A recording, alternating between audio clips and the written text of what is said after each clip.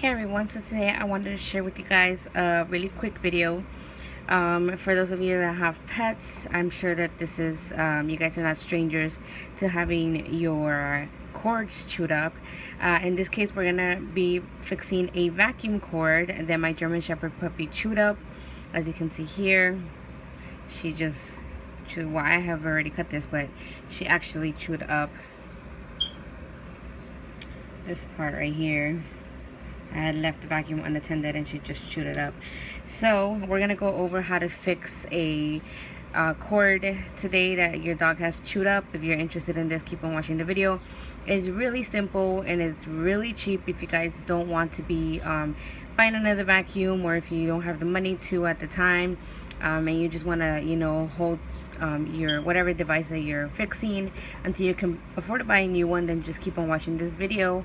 And today what we're gonna need is you're gonna need a blade, and preferably one of these blades where it has a handle where you can hold on to it. You can use a blade just by itself, but it's safer to use this. We're gonna need a screwdriver and some scissors, and you can buy these at your local hardware store. This cost me, I believe, $2. This is going to be the replacement that we're going to use for the chewed up cord. Again, this was $2.49, I believe, at my hardware store, and inside it comes with these two little metal prongs and this thing right here that goes in the middle to close it in, but I'll show you guys how to do that while we do the video. Yeah, so that's all you're gonna need for this video. Again, a blade, screwdriver, scissors, and your replacement for the cord that has been chewed up. So without further ado, let's just get into the video, and I'll show you guys how to repair a chewed up cord. And this works the same thing if for cords that have the three metal prongs in them. For this video, I'm using the one with just the two, just because that's the kind of connection that my vacuum has. So let's just go ahead and get into this video. So the first thing you're gonna do is get your chewed up cord, and in this instance, I already cut the cord in half. Or I already cut the cord, I mean, but this is a part that she had chewed up right here. She actually chewed it up like twice, so yeah, she made a mess. So you're gonna take the cord where it has been chewed up, and make sure to inspect all the cord, because sometimes dogs like to chew like at different places in the cord. So just make sure that you cut at a place where the rest of the cord has not been chewed up. In this case, she chewed up two different places. So she chewed up this part right here, and she chewed up this. So I cut my cord at a point where I made sure that there's no other chewed up parts in the cord. So once you've determined where that is in your cord, you're just gonna cut it. So I cut it actually with using my blade, and this is where the scissors come in. You can just go ahead and just cut it with scissors. I like to cut it with the blade just because, as you can see, the precision of the cut is a little bit, you know, it's a little bit more precise, but it doesn't really matter. This doesn't really matter. This is just, I guess, for me. But you can just do it with the scissors and that should work fine.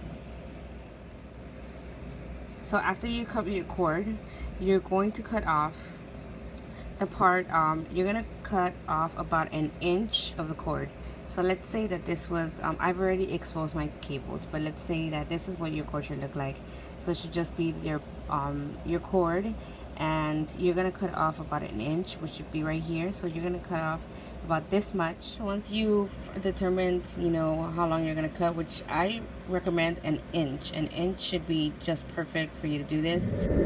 Okay, so you're gonna cut around about 1 inch, half an inch to 1 inch. And you're going to cut around carefully with your blade. You're going to cut around the cord until you can just pull the covering off. You should be able to just pull it off completely, and this is what it's going to look like. So you're just going to be left with just the covering of the cord, and you don't need this, so you can just put it to the side. So after you've cut around, you should have your exposed cords, and you should also have the insulation. I actually cut this little paper off. You don't need it, but I do suggest that you keep this just for safety purposes, because you're going to be exposing the metal inside. So yeah, just keep these little pieces of fabric or fiber on. But you can cut off this little tissue paper thing that there is inside of the cord. So now after you've exposed these little cables here, what you're gonna do is the same thing that you did with the covering, but now you're gonna do it here. So you're gonna just, with your blade, so using your blade, you're going to cut around. I already did one so you guys can see how I did it. So you're gonna carefully cut around the covering that protects the connection here. Let's see if we can get it to focus. So you're just gonna cut around it, as you can see how I did it. You're just gonna cut around it. Make sure you don't cut these little metals.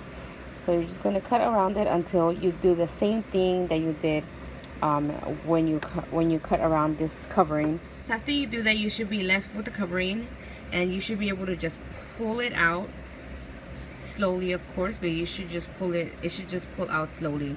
If you're struggling, it means that there's still like a piece that you need to cut. So just look around and see if there's still something that you didn't cut right, and just cut it with your blade carefully, and then you should just be able to just pull this out as I did with this. So you should see how I carefully cut it out. Everything is a clean cut. And after you do that, what you're gonna do, or I suggest doing, is just twisting around this metal. So just twist it counterclockwise. Okay, so after that, I suggest that you twist these metals. You can twist it counterclockwise, clockwise, it doesn't matter. This is just to keep them together for the purposes of when we attach it to the these little screws here, so that there's no wires, there's no loose wires, because it could cause a shortage. So it's just for safety purposes. So just do this to both wires, the black and the white, and make sure you leave some color exposed, just so you can know where these go attached to. So after you do this, we're gonna go ahead and head to the next step, which is attaching the wires to the prongs.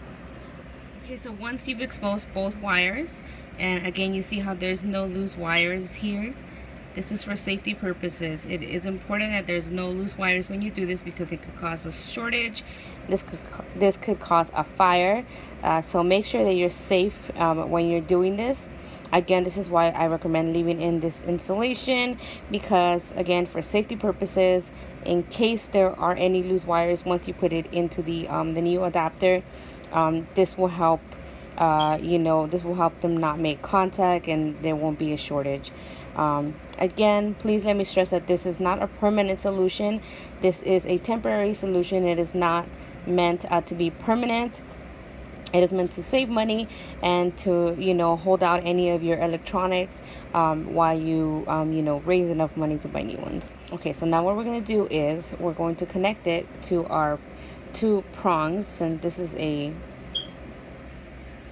so what we're going to do now is we're going to connect it to our new adapter. Again, this is supposed to be a low-cost video, so for the purposes I bought this.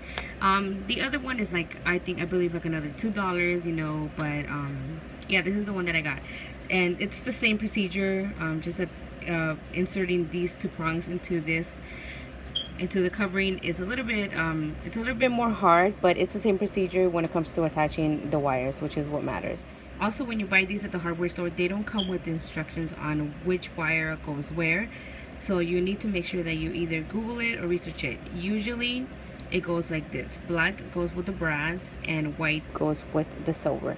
That's usually how they all are. There may be some, I haven't seen any yet, that are different, but this is usually how it goes. So brass with black and white with silver. So what we're going to do is you're going to insert your wire like this, and all we're going to do is, while you're holding it down in place, you're going to screw drive it down, and it should just hold the wire in place. So that's basically the gist of it. As you see here, there's these little gaps. These are to be able to hold the wire in place. So you actually put the wire through and under this little gap, and just so it can hold it in place a little bit more. I found that it really doesn't make much difference, but we'll do it anyway. So we're just gonna go ahead and screw drive this wire, and make sure you put it, let's see, make sure you that's why we do an inch. So make sure you insert about here, so you leave that much wire on that side. And the reason for this is you may pull or tug on it, so that in case you pull or tug on it a little bit, you won't completely lose the connection. So we'll put it like about here. Okay, so once you've connected the wires, it should look something like this. It's really simple. All you have to do is, and also when twirling the wires helps, because it helps keep them in place under here. And it helps keep tight together, and they screw on a little bit better. So you just go ahead and use your screwdriver and screw the wires under this little screw top right here, and just make sure that they're nice and secure. And after this, all you have to do is just put them back in the casing. Again, they have different kinds of casings. I'll link some different casings that they have, like at the Home Depot and stuff, in the description below, so you guys can see. But this is one of the most it's not difficult, but it's one of the most complex ones that there is. The other ones that they have, they're like $3, $4, $5. They're simpler to do, but it's the same idea. So black goes with brass, white goes with silver, and you just screw them under the screws, and you just put the casing back on, and that's it. So I'm going to go ahead and just put this casing back on, and I'll show you guys how it's done. Okay, so in the case of this casing, you actually have to put the cord in first before you attach your wires to your prongs. So I went ahead and did that. So now all we have to do is just slowly insert them back in. And to do this, just hold them by the top of the prong and just insert in one by one, and just push them in to the side until they're completely secure. Okay, so once you've inserted your prongs, as you see I've done here, and you make sure that they're secure on the sides, you're just going to insert this thing that's going to hold them apart down the middle, and you're done. Okay, so once you're done inserting your prongs and you just put in your little divider, you're done. So now what we're going to do is just plug this in and see if our vacuum works. Okay, so I've connected it. I connected the vacuum to the power source, and now we're gonna go ahead and turn it on and see if it works. So this is my vacuum. So I'm just gonna go ahead and press the power. You see there's a bunch of hair. My dog, she sheds a lot. So I'm just gonna go ahead and press this power button, and it works. So thank you guys so much for watching this video. If you want to see any more videos like this, like, subscribe, and leave your comments down below. I also do recipes for food for dogs, and I'll be posting up some recipes for some treats pretty soon, and some training videos. I have a German Shepherd, and we've been slowly training her at home, so we're gonna post those up. Some tips on how to train not just German Shepherds but dogs. So again, thank you guys so much for watching. I hope this video was of help to you, and go ahead and like and subscribe if you liked it. Thank you guys again so much for watching, and I'll see you guys in my next video.